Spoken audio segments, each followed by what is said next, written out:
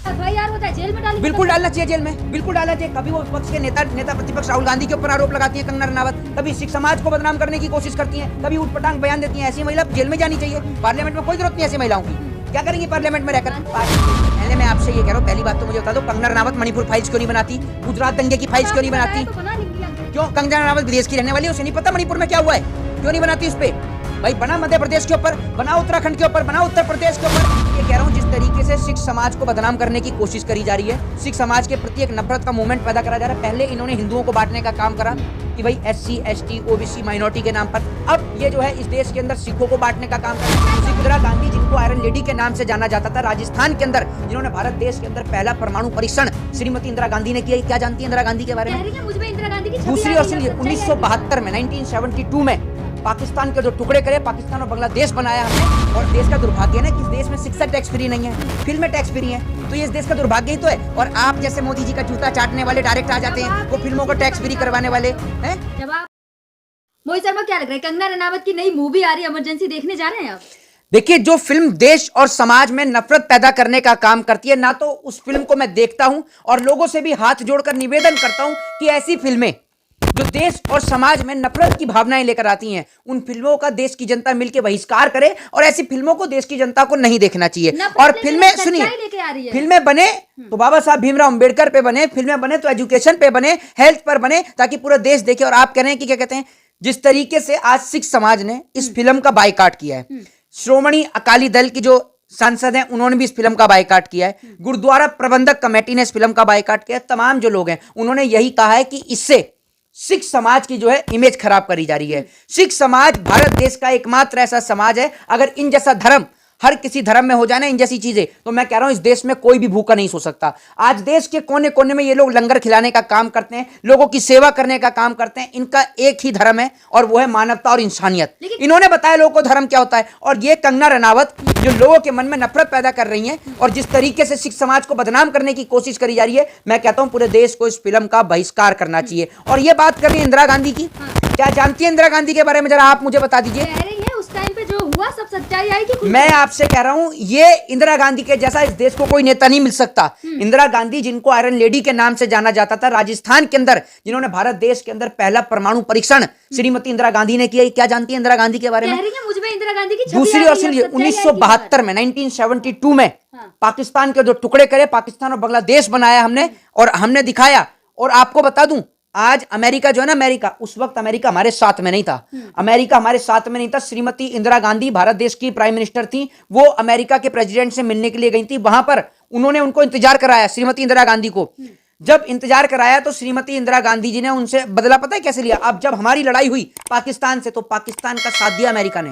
America ने पाकिस्तान का साथ दिया, लेकिन उसके बावजूद भी अमेरिका को भी और पाकिस्तान को भी हमने दोनों को मुंह तोड़ जवाब दिया। उस टाइम पर इमरजेंसी मूवी की बात हो रही है, अमेरिका पाकिस्तान मैं, अरे तो आप देश का इतिहास पढ़कर देखिए ना। आप श्रीमती इंदिरा गांधी के बारे में पढ़कर देखिए, बैंकों का राष्ट्रीयकरण किसने किया? आप मुझे बताइए। इंदिरा गांधी ने दिया। जब विरोधियों ने नारा लगाया कि इंदिरा हटाओ, तो इंदिरा गांधी जी ने उनको जवाब नहीं दिया। इंदिरा गांधी ने कहा गरीबी हटाओ, इंदिरा गांधी को मत हटाओ, गरीबी हटाओ।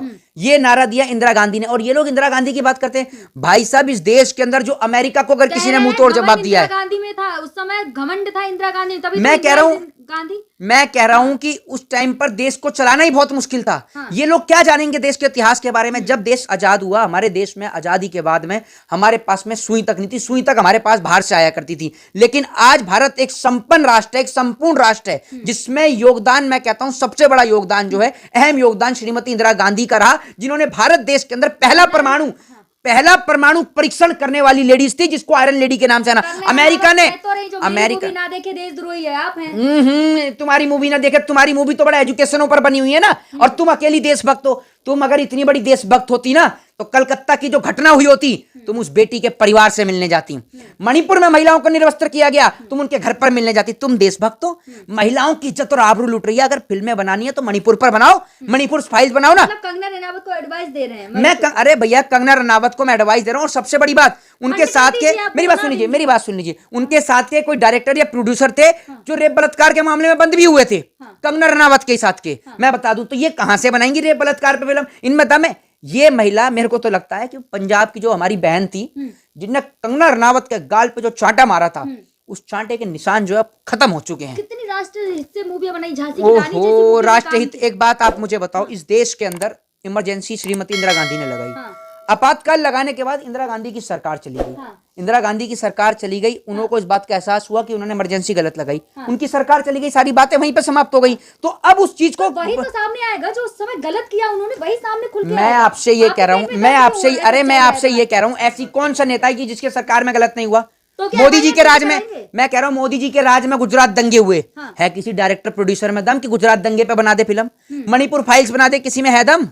है कोई इस देश के अंदर? मुझे बताओ ना। क्या कंगना रनावत के खिलाफ? मैं ये कह रहा हूं जिस तरीके से सिख समाज को बदनाम करने की कोशिश करी जा रही है, सिख समाज के प्रति एक नफरत का मूवमेंट पैदा करा जा रहा है। पहले इन्होंने हिंदुओं को बांटने का काम करा कि भाई SC ST OBC माइनॉरिटी के नाम पर, अब ये जो है इस देश के अंदर सिखों को बांटने का काम कर रहे हैं। सच्चाई सिखों बाहर को ला रहे हैं, आप बांटने की बात ना करें। कंगना रनावत नहीं, कह रही है उस समय जो गलत हुआ वो सच्चाई बाहर तो आ रही है। अब के टाइम का जो गलत हुआ ये कौन दिखाएगा? इनके फूफा। ये मणिपुर नहीं हुआ क्या देश में? या आपके फूफा दिखाएंगे? मुझे बता दो, आपके फूफा डायरेक्टर हैं? मैं कंगना रनावत ने खुद डायरेक्ट की है ये मूवी। पहले मैं आपसे ये कह रहा हूँ, पहली बात तो मुझे बता दो, कंगना रनावत मणिपुर फाइल्स क्यों नहीं बनाती? गुजरात दंगे की फाइल्स क्यों नहीं बनाती? तो बना लेंगी आगे। क्यों? कंगना रनावत विदेश की रहने वाली है, उसे नहीं पता मणिपुर में क्या हुआ है? क्यों नहीं बनाती उस पे? भाई बना मध्य प्रदेश के ऊपर, बना उत्तराखंड के ऊपर, बना उत्तर प्रदेश के ऊपर, और उसमें साथ में उसको भी ले लो रोल में। क्या नाम है उसका? किसकी बात कर रहे हैं? अरे जो बिल्कुल साफ मैदान है, क्या नाम है? अनुपम खेर। नहीं, अनुपम खेर तो खुद द एक्सीडेंटल बाप है। उसको छोड़ो, वो जो एक और है जो उत्तर प्रदेश से साफ मैदान, जो ये कह रहा था कि भाई मैं तो योगी जी मुख्यमंत्री हैं वो तो। अच्छा, आपने समझ लिया कि मैंने उनको बोला है? तो मैं बता देता हूं, तो आपने जब नाम ले दिया तो मैं बता देता हूं। मुख्यमंत्री जी कह रहे थे कि जैसे ही चुनाव समाप्त होगा मैं तो कंगना जी की फिल्में देखूंगा। उधर वो कंगना जी की फिल्में देख रहे हैं, इधर बहन बेटियों की इज्जत आबरू लूट रही हैं। कंगना जी संस्कारी है ना? कंगना रनावत है फैन वैन कुछ नहीं है, फैन है तो पंखा है, हवा दे।